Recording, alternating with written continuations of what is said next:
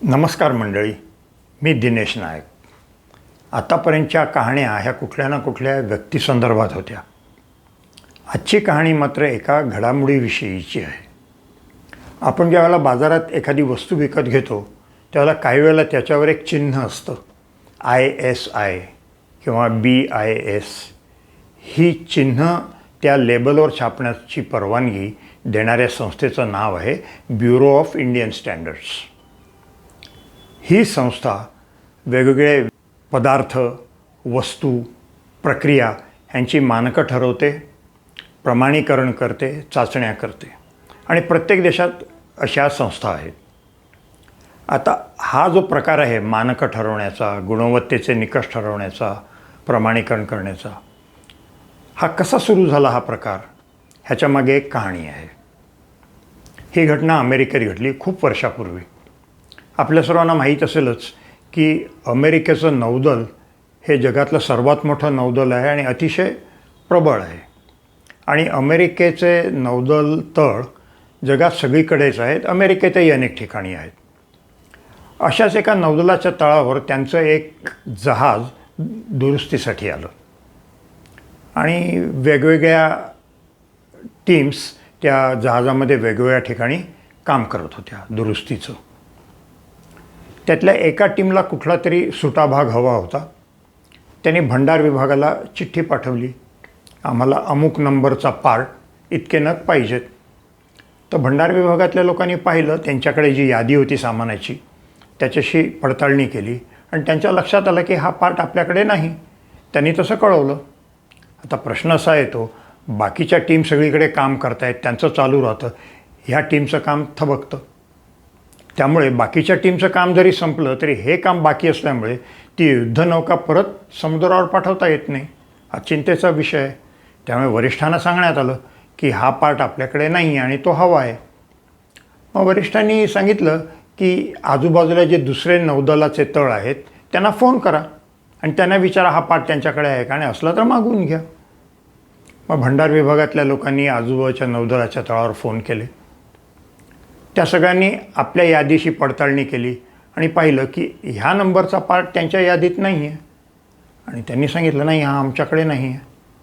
आता मात्र चिंता वाढली, कारण जर युद्धनौका वेळेवर समुद्रावर गेली नाही तर ती एक गंभीर बाब आहे.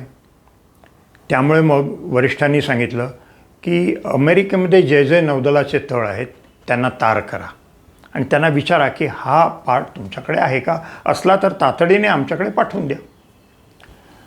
तर सगळ्यांना तारा गेल्या. त्या सगळ्या तळावरच्या भंडार विभागातल्या लोकांनी आपापल्या यादीशी पडताळणी केली आणि सगळ्यांच्या तारा यायला लागल्या. नाही, हा पार्ट आमच्याकडे नाही, नाही, हा पार्ट आमच्याकडे नाही. सगळ्यांची नकार घंटा. आता मात्र चिंता गंभीर झाली. त्यामुळे हे वरिष्ठांना कळवणं आवश्यकच होतं. त्यामुळे वॉशिंग्टनमध्ये नौदलाचं जे मुख्यालय आहे त्यांना कळवण्यात आलं की असा असा पार्ट नाही आहे, त्यामुळे हे काम थांबतं आहे ह्या युद्धनौकेच्या दुरुस्तीचं. तर मुख्यालयामध्ये जो पुरवठा विभाग होता त्यांना चिंता वाटायला लागली आणि मग त्यांनी असं ठरवलं की अमेरिकेचे तळ जिथं जिथं जगात आहेत त्यांना तारा करायच्या आणि त्याप्रमाणे सगळ्यांना तारा गेल्या जगभर की हा पार्ट तुमच्याकडे आहे का, असला तर तातडीने तो विमानाने इथं पाठवा.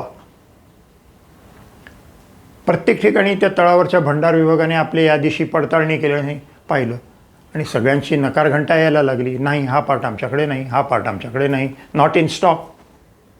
पण एवढ्यात एक आशेचा किरण आला. प्रशांत महासागरात कुठेतरी एक कोपऱ्यात एक बेट होतं. तिथं एक नौदलाचं तळ होता आणि त्यांचं उत्तर आलं की ह्या पार्टचा एक मोठा खोका आमच्याकडे बरीच वर्ष पडून आहे. कोणी तो आणला, केव्हा आणला, कशासाठी आणला आम्हाला माहीत नाही आणि आम्हाला त्याचा काही उपयोग नाही. आम्ही तुम्हाला तो पाठवून देतो. आता प्रॉब्लेम असा झाला की त्या बेटावर एक छोटी धावपट्टी होती पण त्यांच्याकडे विमान नव्हतं. मग दुसऱ्या कुठल्या तरी तळाला सांगितलं की तुमचं एक छोटं विमान पाठवा, कारण हे खोकं अमेरिकेला पाठवायचं आहे. मग त्यांनी तिथल्या धावपट्टीवर उतरू शकेल असं एक छोटं विमान पाठवलं. खोका त्याच्यात चढवला आणि त्या मोठ्या तळावर गेला.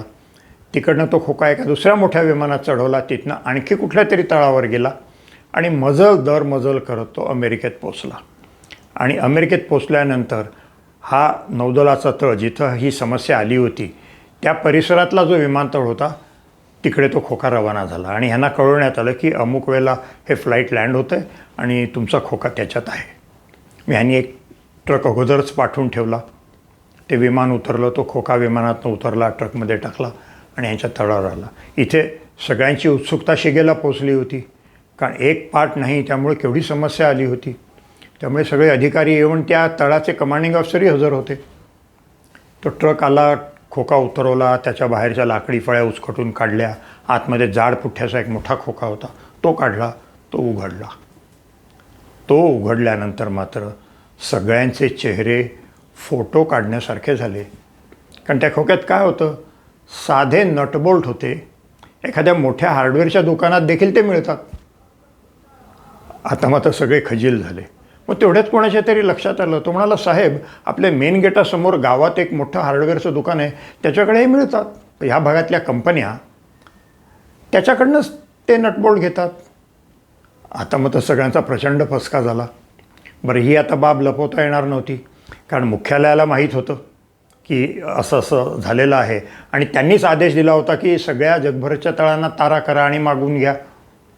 त्यामुळे आता झालेली घटना त्यांना कळवणं भागच होतं.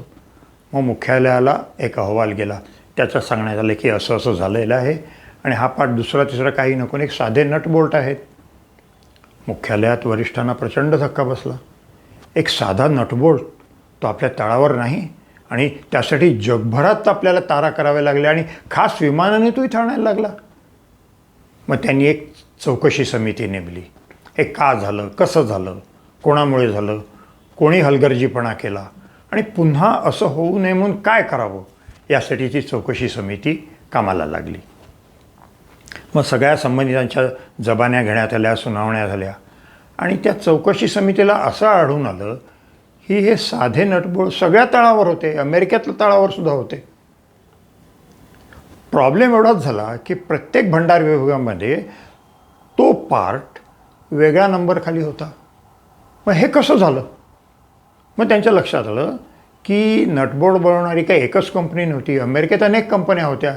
त्या प्रत्येक तळ जेव्हा त्यांना गरज लागायची कोटेशन्स मागवायचे आणि मग कोणाला तरी ती ऑर्डर मिळायची. आता जो कारखानदार एखादी वस्तू बनवतो त्याच्याकडे त्याचा कॅटलॉगचा नंबर असतो. त्यामुळे जेव्हा तो मालाचा पुरवठा करतो, खोक्यावरती जे लेबल असतं त्याच्यावरती तोच नंबर असतो. बरं, तो जे बिल टाकतो त्या बिलात तोच नंबर असतो. त्यामुळे भंडार विभागातले लोक त्यांच्या यादीमध्ये तोच नंबर घेतात. त्यामुळे वस्तू आहे पण वेगळ्या नंबर खाली आणि म्हणून आमच्याकडे नाही असं सगळ्यांचं उत्तर मिळालं. मग आता यासाठी काय करावं? मग एक प्रस्ताव पुढे आला की यापुढे प्रत्येक पदार्थाला आणि प्रत्येक सुट्या भागाला एक विशिष्ट नाव असेल, एक विशिष्ट नंबर असेल आणि विशिष्ट वर्णन असेल आणि सगळ्यांनी त्याचाच अंगीकार करायचा. वेगळं वर्णन, वेगळा नंबर नाही. पण तो कारखानदार असो, त्यांचा डिस्ट्रीब्युटर असो किंवा कुठलाही तळ असो आणि भंडार विभाग असो, सगळ्यांनी ह्याचा अंगीकार करायचा. तिथपासून हे मानकं बनवणं, प्रमाणीकरण करणं वगैरे ती प्रक्रिया सुरू झाली आणि आज ते बीजारोपण जे झालं त्याचा मोठा वृक्ष झालेला आहे. जागतिक पातळीवर ISO नावाची संस्था आहे, इंटरनॅशनल स्टँडर्डायझेशन ऑर्गनायझेशन, युरोपात त्यांची संस्था आहे आणि त्यामुळे आज आपण ज्यावेळेला एखादी वस्तू विकत घेतो आणि त्याच्यावर तो विशिष्ट मानकाचं चिन्ह असेल तर आपल्याला एवढं आश्वासन असतं की एका विशिष्ट गुणवत्तेनुसार ती वस्तू किंवा तो पदार्थ बनलेला आहे. पण मंडळी, ह्या सगळ्या गोष्टीत एक गोष्ट तुमच्या लक्षात आली का? एवढी सगळी धामधूम होताना कोणालाही असं सुचलं नाही की हा पाठ काय आहे ते विचारावं. ते विचारलं गेलं असं समस्या उद्भवलीच नसती, पण कोणाला सुचलं नाही. याचा अर्थ ती माणसं मूर्ख होती किंवा निष्काळजी होती असं नाही आहे, पण हा मनुष्य स्वभाव आहे.